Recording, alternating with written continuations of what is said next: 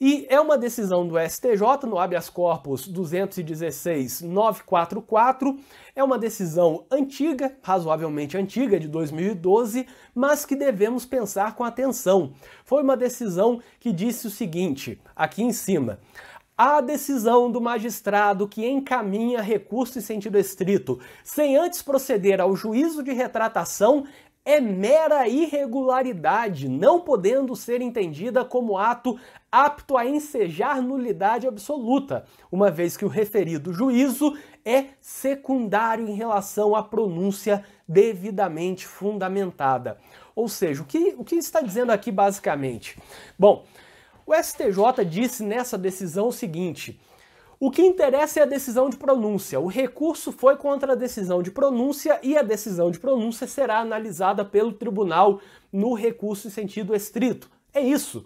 Ou seja, não interessa que o juiz não analisou se era caso de se retratar ou de manter a decisão de pronúncia. O que interessa é que tem uma decisão de pronúncia e ela está fundamentada, e o recurso foi contra ela. Portanto, quando diz ali em cima que é mera irregularidade, vocês já devem ter visto essa expressão, é menos, obviamente, 1000 vezes menos que uma nulidade absoluta, e menos até que uma nulidade relativa, que poderia gerar anulação, dependendo, portanto, da impugnação no momento oportuno para não ter ocorrido a preclusão e também da demonstração do prejuízo, porque no caso das nulidades relativas, segundo a jurisprudência, precisa demonstrar o prejuízo. Aqui, quando fala que é mera irregularidade, está varrendo tudo isso, está dizendo que não é nulidade absoluta, porque não é um caso de ordem pública, um caso realmente gritante de ilegalidade, e nem não teríamos como entrar na seara de discutir a falta de prejuízo, enfim, e muito menos nulidade relativa. Também não é nulidade relativa porque aqui seria uma mera irregularidade, que é menos que a nulidade relativa, já que quando se fala em irregularidade, você nem discute se teve ou não prejuízo. É o descumprimento de uma formalidade que, se descumprida, não gera nenhuma consequência grave, não gera nenhum dano, nenhum prejuízo à parte.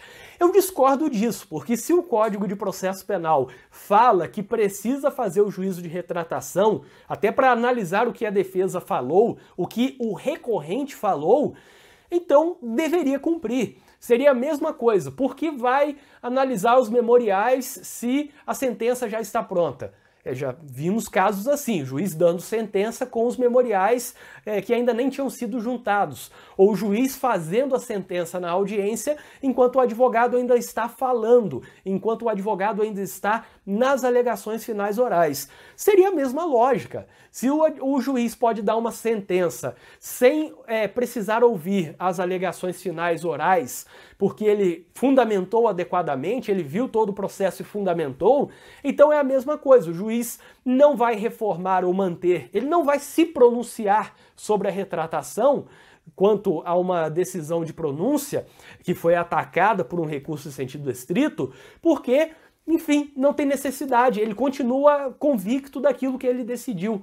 É como se as razões não fossem direcionadas mais ao juiz de primeiro grau e apenas fossem para o tribunal. E não é assim.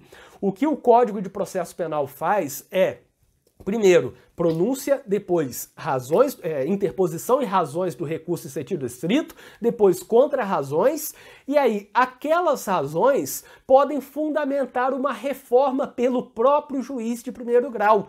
Ou seja, deve ter essa reforma ou essa análise se é caso ou não de reformar a decisão atacada pelo recurso em sentido estrito, porque com as razões da defesa o juiz pode considerar que errou em alguma parte e, portanto, se retratar.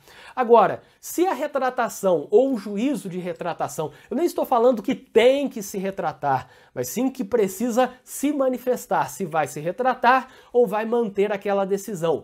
Mas se a retratação não é necessária, então quer dizer que o juiz nunca seria convencido a partir das razões? E eu já vi, eu já convenci juiz, eu já vi colegas advogados convencendo o juiz nas razões de recurso em sentido estrito. E aí o recurso não sobe para o tribunal porque simplesmente o juiz viu as razões e voltou atrás. Ele percebeu que tinha algum erro, algum equívoco. Por exemplo, que ele colocou uma qualificadora errada ou que fundamentou demais e o juiz dava uma nova decisão, reformando a sua decisão anterior, porque ele sabia que perderia lá no tribunal, que a sua decisão seria reformada pelo tribunal. E para não ter a decisão reformada pelo tribunal, ou pelo menos para diminuir a chance de que isso aconteça, o juiz reformou nesse juízo de retratação. Então o juízo de retratação deve existir porque é uma forma de considerar o que a defesa falou ou o que o recorrente, pode ser o Ministério Público também, o que o recorrente falou quanto àquela manifestação, àquela decisão do juiz que foi atacada. É uma forma de honrar o compromisso do juiz de, depois de dar a decisão, avaliar quais são os